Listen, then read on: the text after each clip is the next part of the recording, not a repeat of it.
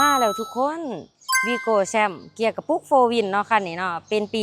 2014ดนๆมีมาเทื่อหนึ่งเนาะสีสันแบบนี้สีนี่หายากสุดๆเลยว้าโคตวรงามแห้งเนาะไหลไปบ่ให้ผิดหวังออปชั่นมีกล่องมีจอให้ครบเลยย้ำว่าเป็นเกียร์กับปุกโฟวินเนาะคันนี้เนาะดนๆจะมีมาเทื่อหนึ่งโคตรงามเลยเป็นแนวไรเดี๋ยวเฮามารับชมกันเลย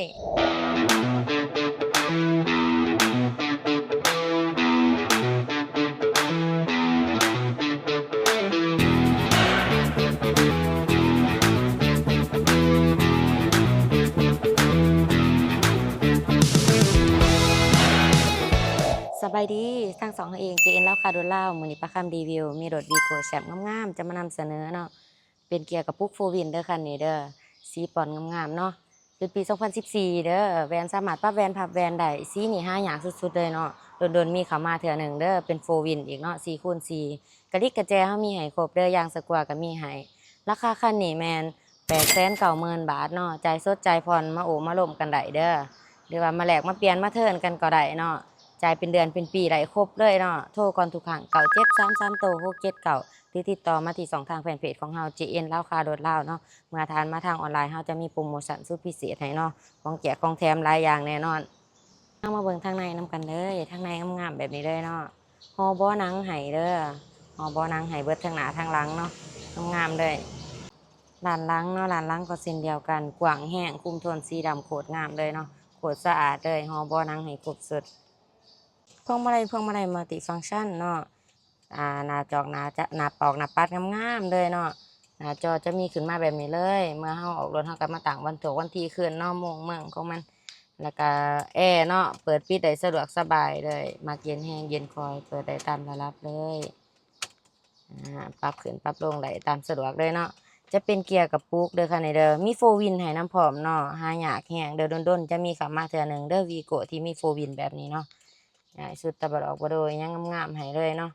ลำโพงคู่ให้ทั้งสองด้านและแวนเนาะแวนก็สามารถปรับแวนพับแวนได้เวลาจอดอยู่ในที่แคบเพื่อความปลอดภัยนะเฮาก็พับมันไว้เด้องานได้รถแม่นเป็นปี 2014เนาะจะนำใส่2015เด้อ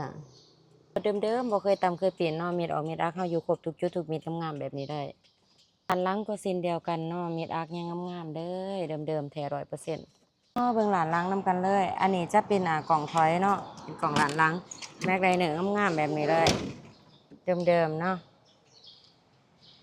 นี่ยังเอี่ยมๆใหม่ๆอยู่ฟ้าถอกฟ้าถ่ายเดิมบ่เคยตำเคยปีนแน่นอนเนาะว่าเนาะว่าเนาะอยู่ครบทุกจุดทุกเม็ดเด้อรับประกันให้เลยได้ไปบ่ให้ผิดหวังได้คันนี้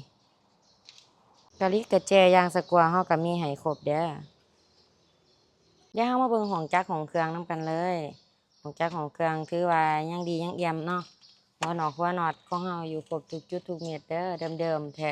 100%บ่เคยตำเคยปีนเนาะ นี่เนาะหัวเนาะทุกอย่างยังครบเยอะหมอฟืนหมอไฟของเฮายังใหม่ๆเอี่ยมๆเนาะรถคันนี้มันจักดีแอร์เย็นเด้อสองรางแน่นงามๆเลยฝากไว้เติมเด้อทุกท่านเด้อกับรถคันนี้เนาะ Vigo Champ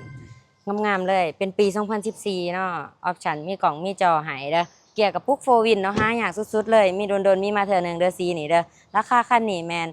890,000 บาทมาโอมาลมก็ได้ใจสดใจผ่อนได้เป็นเดือนเป็นปีได้เนาะหรือต้องการเอารถมาแลกมาเปลี่ยนมาเทิร์นกันก็ได้ย้ำว่าต้องโทรก่อนทุกครั้งเนาะ9733โต679ทางจะได้รับโปรโมชั่นของแจกของแถมหลายอย่างเนาะหรือติดต่อมา2ทางแฟนเพจของเฮา JN ลาวคาโดดลาวเมื่อทางติดต่อมาทางออนไลน์เฮาจะมีโปรโมชั่นให้แน่นอนเนาะขอขอบใจทุกท่านที่รับชมคลิปของเฮาเด้อ